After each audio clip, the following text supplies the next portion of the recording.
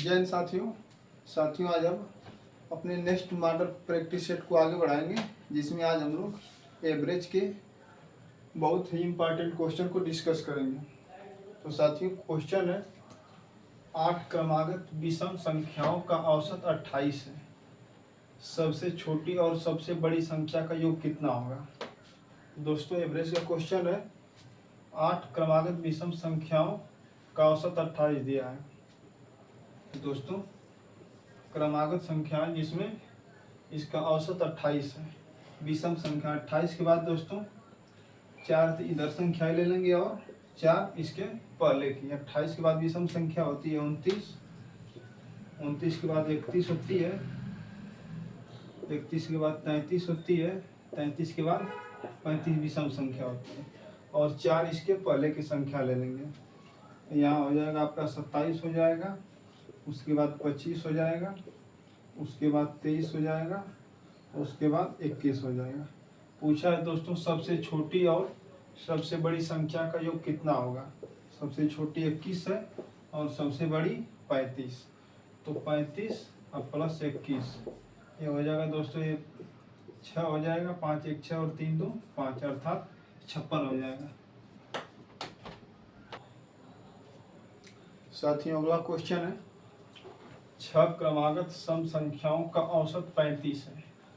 इन 6 संख्याओं में सबसे छोटी और सबसे बड़ी सम संख्या का योग क्या होगा। दोस्तों, इसमें 6 क्रमागत सम संख्याओं का औसत 35 दिया है। तो दोस्तों 35 है 6 क्रमागत सम संख्या, तो इसके पहले 3 ठो सम संख्या लिखेंगे, इसके बाद में और इससे पहले 3 सम संख्या।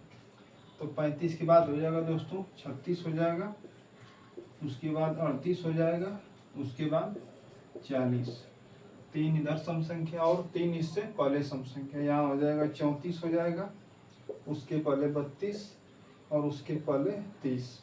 पूछा क्या है दोस्तों, इन 6 संख्याओं में सबसे छोटी और सबसे बड़ी सम संख्या का योग क्या होगा। दोस्तों, सबसे छोटी 30 है और सबसे बड़ी 40, तो इसका योग हो जाएगा 40 + 30 = ये हो जाएगा आपका 70। इसका राइट आंसर होगा ऑप्शन नंबर बी।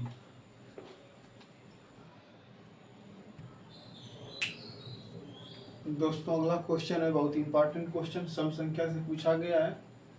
5 संख्याओं क्रमागत सम संख्याओं का औसत 66 है। ठीक, तो उच्चतर और निम्नतर सम संख्याओं के बीच का अंतर क्या होगा। दोस्तों, 5 क्रमागत सम संख्याओं का औसत 66 दिया है, तो इसके बाद 2 क्रमागत सम संख्या लेंगे और इसके पहले 2 क्रमागत सम संख्या। तो 66 के बाद हो जाएगा दोस्तों 68 हो जाएगा, 68 के बाद हो जाएगा आपका 70। ठीक, और इसके पहले 2 क्रमागत सम संख्या लेंगे, तो हो जाएगा आपका 64 और 62। पूछा क्या है, उच्चतर और निम्नतर संख्याओं के बीच का अंतर। तो उच्चतर संख्या दोस्तों 70 है और निम्नतर 62। 70 में से 62 जाएगा 8 होगा, तो इसका आंसर होगा दोस्तों ऑप्शन नंबर बी, 8 होगा।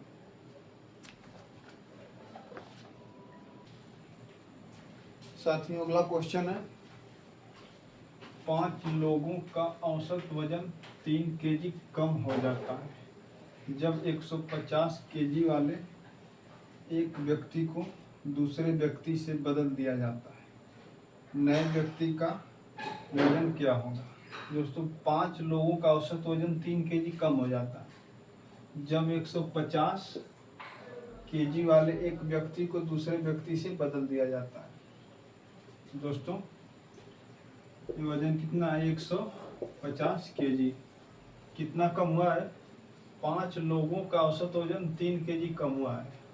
दोस्तों, अगर कम बोल रहा है तो यहाँ माइनस कर देंगे, अगर वही बोलेगा कि अधिक होता है तो इसको हम लोग जोड़ देते हैं। तो 5 × 3 ये हो जाएगा 15।